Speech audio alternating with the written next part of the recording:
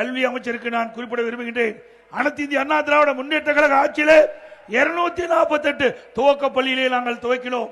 திரு ஸ்டாலினுக்கு சேலஞ்சியா சொல்றேன், கேட்டுக்குங்க. தெரியலனா கேட்டு தெரிஞ்சுக்கங்க. உங்க அமைச்சரிடத்தில் 248 ஆரம்ப பள்ளியிலே துவக்கி இருக்கிறோம்.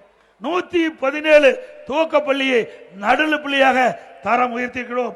1079 நடுநிலை பள்ளியை உயர்நிலை பள்ளியாக தரம் உயர்த்தியிருக்கிறோம். 604 உயர்நிலை பள்ளியை மேல்நிலை பள்ளியாக தரம் உயர்த்தியிருக்கிறோம்.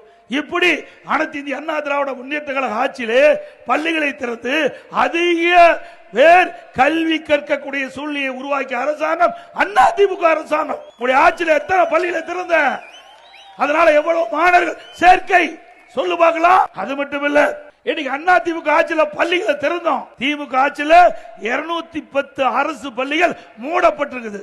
இதுதான் திமுக ஆட்சியுடைய சாதனை.